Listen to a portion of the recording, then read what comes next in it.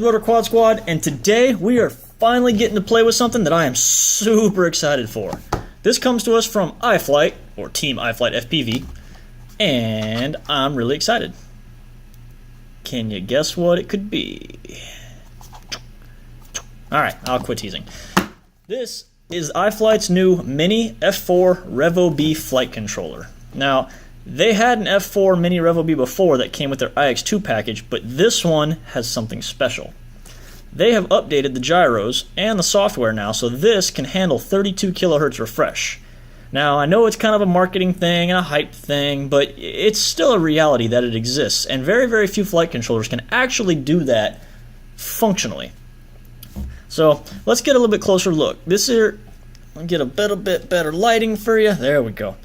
Now, this little F4 board, there we are, as you can see, ARM, STM F4, the number's a little bit faded, whatever, F4 board. Now this does come in a deluxe and an acro version, so it comes with a barometer, which you can see I don't have installed. Let me get a little bit finer pokey-majigger. Right there would be a barometer, but I don't need a barometer. This is going on a race quad. Fit and finish, everything on here looks really nice.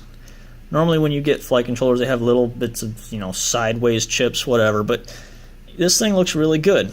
You also notice it has its own dampening built in here, so no need to soft mount this tower, hopefully. It doesn't feel too soft, yeah, it's not too bad. But we'll give it a try. Hopefully it has a black box built in so I can at least use that to diagnose. Huh. You may have noticed these standoffs are kind of short. I might have to replace those. Typical little JST plug. I don't know. Actually, let me just pull up the wiring diagram since I'm sitting here.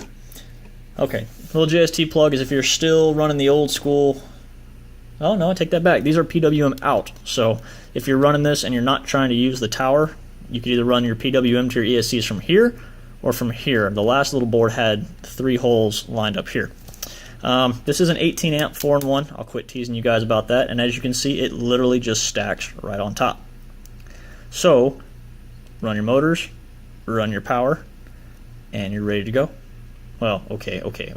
Receiver too. Don't forget the receiver. Now, iFlight has a really nice wiring diagram on their website that shows more about this. You have, see, it's facing this way. You got ground, power. Looks like 5-volt power, V in, V out, so this does have a built-in OSD, which I will try to play with, I promise. Let's see, we have UART6, RX, TX, ground, 5-volt, LED control, RX1, buzzer negative, buzzer positive, and TX1. So this is really a simple flight controller. There's not a whole lot to it, but yet it still offers a huge, huge amount of features. Let's go ahead and see if I can, I can't get that one off right now. I'll take those off later and take a look at it. Alright, let's run through some specs. I know you guys love numbers. So, out of the box, as is right here, this is $79.99, and if you want the deluxe version, it's another $5. Now, that's a little bit steep, but F4, 32 kilohertz refresh, and the 18 amp 4-in-1 stack tower. Running down. Oh, website's showing 19 grams, huh? I'm going to test that. Let's see. Throw it on the scale over here. I get 14 grams. So a F4 4-in-1 tower, 14 grams. This is going on something fast. It has to. STM F405, built-in Betaflight OSD, integrated LC filter, 32 kilohertz gyro, low filter. Allegedly, this has a new gyro in it that's not really used, and it's dampening of noise. Again, I don't see, and I just dropped the damn thing. I don't see a chip, but I really hope this has black box. I'll experiment with it a little bit more later and let you guys know.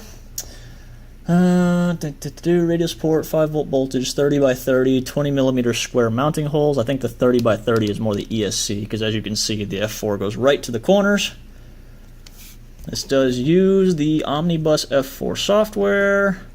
D-shot, 1-shot, multi-shot, good to be expected. Ooh, it says 2 to 4S LiPo. So this is probably not going to work if you try and run 5 or 6S. I'm not going to say that's a bad thing, but that's kind of strange, considering that's where the market's moving right now. This is BO Heli S and 25 amp burst. So someone like me, I'm probably going to stick this on my, what do I have? Probably my Catalyst MachineWorks 4R. This is 14 grams stacked and 1825 amp ESC. So that to me says Brother Hobby 1407s on a 4-inch racing quad. So that's where this is going to go. I'm going to look through, there's not too much more in the manual you guys want to know, but if you got any questions, you can hit me up below and I can always answer them.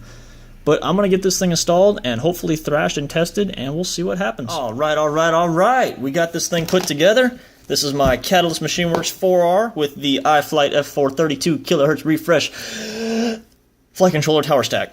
All right, so thoughts. First off, this thing works with 32 kHz refresh on the gyro. You cannot put it on 32 refresh with the gyro and the PID loop. If you do that, boom, instant 100%. You can get 3216, but you're at 35, 36% CPU usage, so kind of sketchy there. I'm running this one 32 and 8, so super fast gyro refresh. Mathematically, that's what, four reads per PID loop, so realistically, it's overkill.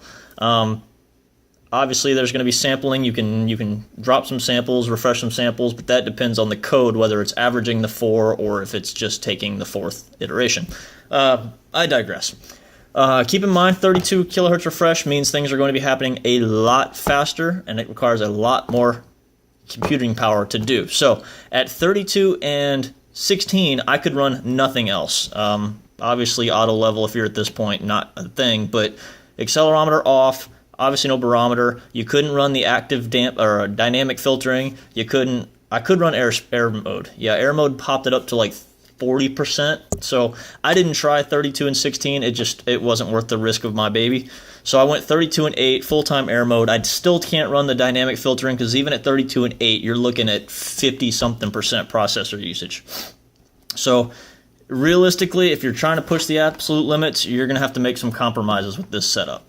Now, moving on past that, this did come with Betaflight 3.2. However, at the moment, it's what, August 21st, 22nd? Betaflight is updating 3.2 pretty much daily right now. It's in Betaflight is in beta release, go figure. So it's working, but I did go ahead and update to the most recent Betaflight as there were changes daily. I don't know which it came with 3.2, but I don't know what build of 3.2 it came with. So if you're going to get this, check your firmware settings. Next, the OSD is just your typical Betaflight OSD. I hooked it up to this camera just to test it, but again, I'm running a Foxeer Aero V3, which has built-in voltage readings, so no need for me to have the secondary voltage readings. This does not measure current, which I guess you could probably figure out, because if you look at this thing, you've got 1, 2, 3, which is motor, ground, and then the other side, which you can't even see, is the same thing. So 1, 2, 3, motor, power.